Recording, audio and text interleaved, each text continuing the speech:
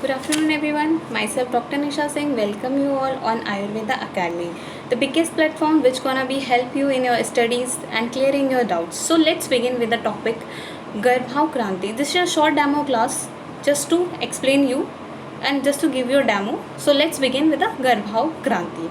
इस अध्याय का वर्णन आचार्य चरक, आचार्य सुश्रुत और बाघभट्ट तीनों ने किया है।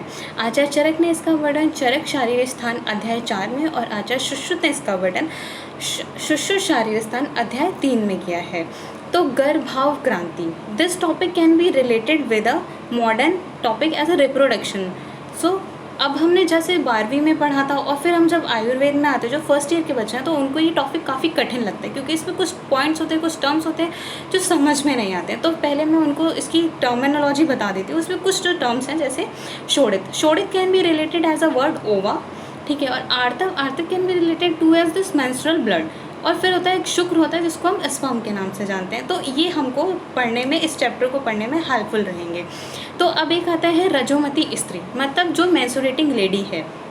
तो हमने मॉडर्न में पढ़ा था the menstruation age will be starting from 15 to and ending will be the 50 year. तो सिमिलरली आचार्य सुश्रुत ने इसमें जो रजोमती स्त्री होती है उसका जो रज प्रवृत्ति होती है वो 12 साल से लेके 50 साल तक माना है।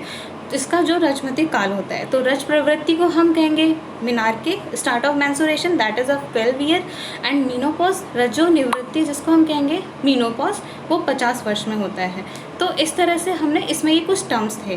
फिर अब इसमें जो सबसे इम्पॉर्टेंट टॉपिक है कि उनका मतलब शुक्र शोणित का जब मिलन होता है तो उससे गर्भ की उत्पत्ति कैसे होती है, फिर गर्भ का मासानुमासिक वृद्धि कर्म क्या है, फिर गर्भिणी स्त्री जब होते गर्भिणी स्त्री को हम क्या मतलब खाने के लिए देंगे, उसके बाद फिर सद्योगर्भा स्त्री के लक्षण, फिर होता है वो गर्भिणी स्त्री के लक्षण। तो इस समय ये सारे टॉपिक्स पढ़ेंगे।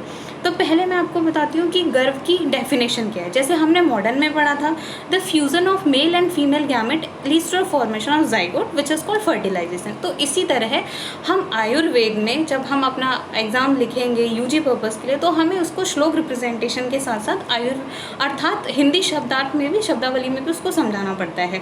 तो अब जैसे ही इसके लिए आचार्य चरक ने एक श्लोक बताया, शुक्र शोणित जीव संयोगे तू खलु कुछिंकते गर्भ संज्ञा भवती। यह आचार्य चरक का श्लोक है। जब शुक्र शोणित का जीव मतलब संयोग होता है तो उसमें आत्मा की प्रवृत्ति होती है, और कुक्षी में जो आत्मा आती है तो उससे वो गर्भ का फॉर्मेशन लीड करता है। इसी तरह ये आचार्य सुश्रुत ने भी इसकी परिभाषा दी है, शुक्र शोणित गर्भाशयस्थ आत्म प्रकृति विकार समुच्यते गर्भ इति उच्यते।